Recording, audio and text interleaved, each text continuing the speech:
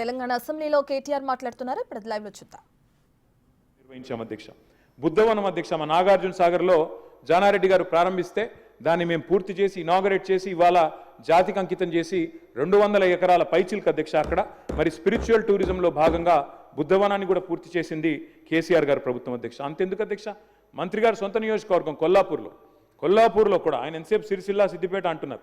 కొల్లాపూర్లో కూడా అధ్యక్ష సోమశిలలో నేను మంత్రి గారు పోయి స్వయంగా ఆనాడు ప్రారంభోత్సవం చేసినాం అధ్యక్ష.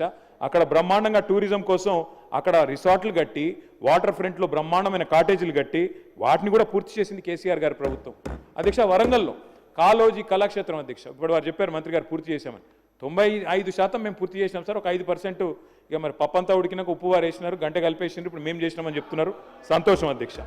అధ్యక్ష నేను ఒకటే అడుగుతా ఉన్నా అధ్యక్ష, నేను మంత్రి గారి నుంచి సూటిగా స్పష్టంగా అడిగేది ఒకటే అధ్యక్ష.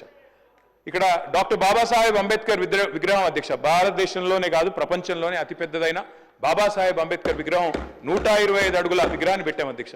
మరి ఎందుకు అది టూరిజం సర్కిట్లో పెట్టడం లేదు? ఎందుకు అక్కడ తాళాలు పెట్టి ఎందుకు ఆయనను బందీగా పెడుతున్నారు? ఈ ఏప్రిల్ 14th కన్నా కనీసం తెరుస్తారా? వివిధ రాష్ట్రాల నుంచి వస్తున్నారు, ఇవాళ అంబేద్కరైట్స్ ఉంటారు, వాళ్ళందరూ వస్తున్నారు. మరి వాళ్ళకు కూడా అదొక పర్యాటక కేంద్రంగా మారింది. ఎందుకు డాక్టర్ బాబాసాహెబ్ అంబేద్కర్ గారిని బందీగా సంఖ్యలలో పెడుతున్నారు మంత్రి గారు చెప్పాలి. అదేవిధంగా తెలంగాణ అమర జ్యోతి అధ్యక్ష, తెలంగాణ అమరవీరులకు చిహ్నంగా మనం కట్టుకున్నాం, దాన్ని కూడా ఇంతవరకు డెవలప్ చేయట్లేదు. దాన్ని కూడా దయచేసి కన్సిడర్ చేయండి అధ్యక్ష.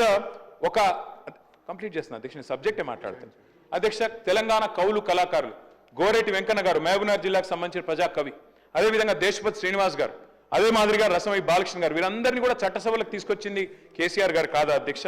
అధ్యక్ష నేను వారిని మంత్రి గారిని అడుగుతా ఉన్నా అధ్యక్ష, స్పష్టంగా క్లారిఫికేషన్. మీరు చెప్పారు టూరిజం పాలసీ తెచ్చినామని. ఓఆర్ఆర్ని టీఓటీ పద్ధతుల్లో, ఓఆర్ఆర్ని ఔటర్ రింగ్ రోడ్ని టీఓటీ పద్ధతుల్లో మరి 33 ఏళ్ళకి ఇస్తేనేమో అది ఘోరమైన తప్పిదం అన్నారు అధ్యక్ష, చాలా పెద్ద స్కామ్ అన్నారు. మరి నేను అడుగుతా ఉన్నా మంత్రి గారిని, మీ టూరిజం పాలసీలో ఈరోజు చెప్తున్నారు 99 ఏళ్లకు ప్రైవేట్ వ్యక్తులకు లీజ్ ఇస్తామని చెప్పి మీ టూరిజం పాలసీలో పెట్టినారు. మరి ఇది కరెక్టేనా?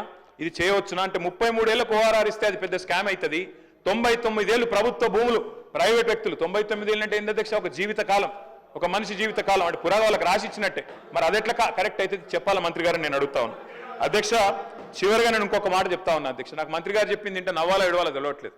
ఒకవైపు రాష్ట్రంలో 480 మంది రైతులు ఆత్మహత్య చేసుకున్నారు, పంటలు ఎండిపోయి ఏడుస్తూ ఉన్నారు. ఇది పీక్ సమ్మర్, నీళ్లు లేవు, తాగునీళ్ళు లేక గొంతెండి ఏడుస్తూ ఉన్నారు. ఈ పరిస్థితుల్లో మే నెలలో ఎవరో, నిజంగా చెప్తా ఉన్నా అధ్యక్ష, నాకేం వేరే అభిప్రాయం లేదు, కానీ మిస్ వరల్డ్ మిస్ యూనివర్స్ అనే వాటికి ఎప్పుడో పోయింది అధ్యక్ష. వాటికి ఉండే ప్రెస్టీజ్ గతంలో ఇప్పుడు పూర్తిగా పోయింది.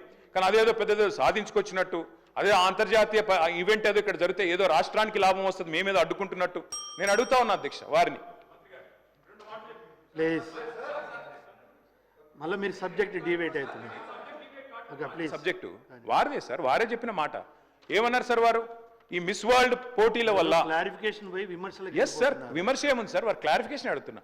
మిస్ వరల్డ్ పోటీల వల్ల ఆదాయం వస్తుంది రాష్ట్రానికి, కొలువులు వస్తాయి, ఉద్యోగాలు వస్తాయి అన్నారు. ఎట్లొస్తాయి, ఏడికెళ్ళు వస్తాయి చెప్పాలని చెప్పి నేను కోరుతా ఉన్నా. నెంబర్ 1.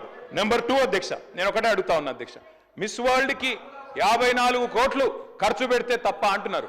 మరి ఫార్ములా ఈలో 46 కోట్లు ఖర్చు పెడితే దాన్ని ఏకపక్షంగా కేబినెట్ అనుమతి లేకుండా రద్దు చేసి అంత పెద్ద ఈవెంట్ని, అంతర్జాతీయ ఈవెంట్ని రద్దు చేసిన వాళ్ళు మరి ఇక్కడేమో ప్రభుత్వ డబ్బులు ఖర్చు పెడతాం కరెక్ట్ ఎట్లా అవుతుంది అధ్యక్ష? చివరిగా నేను ఒకటే అడుగుతా ఉన్నా అధ్యక్ష, ఇవాళ టెస్లా అనే ఒక కంపెనీ ఎలక్ట్రిక్ వాహనాల కంపెనీ అధ్యక్ష, భారతదేశంలో యూనిట్ పెట్టాలని చెప్పి ఎదురు చూస్తా ఉన్నారు. ఫార్ములా ఈ రద్దు చేసి అప్రతిష్టను మూతగట్టుకొని ఇవాళ 700 కోట్లు మొదటి రేస్తో వస్తే రాష్ట్ర ప్రభుత్వానికి ఆదాయం, ఆ ఈవెంట్ను మూర్ఖంగా రద్దు చేయడమే కాకుండా ఇంకా మళ్ళీ ఈరోజు ఇంకో ఈవెంట్కు 56 కోట్లు ఖర్చు పెడుతున్నాం, తప్పెట్లయిద్దని మంత్రి గారు అంటే నేను అడుగుతా ఉన్నా అధ్యక్ష, ఇది మీ డబుల్ స్టాండర్డ్స్ కాదా? ఇది హిపోక్రసీ కాదా? ఫార్ములా ఈ వల్ల మేము ఆశించింది ఏంటి అధ్యక్ష? తెలంగాణ మొబిలిటీ వ్యాలీ, మీ దివిటిపల్లిలో అమర్ రాజా బ్యాటరీస్ తెచ్చాం అధ్యక్ష. ఎన్కాతలలో స్పీకర్ గారి నియోజకవర్గంలో 1200 ఎకరాల్లో అక్కడ మొబిలిటీ వ్యాలీ పెడుతున్నాం. అదేవిధంగా జహీరాబాద్లో మ్యానుఫ్యాక్చరింగ్. ఇన్ని చేసిన ప్రభుత్వాన్ని మరి బద్నాం చేసి ఇలా మిస్ వరల్డ్ మాత్రం మొత్తం కొలువులు వస్తాయి, ఆదాయం వస్తుంది రాష్ట్రానికి అంటే ఎవరిని మోసం చేస్తున్నారు మంత్రి గారిని అడుగుతానో క్లారిఫై చేయాలని కోరుతాం. శ్రీనివాస్ గారు.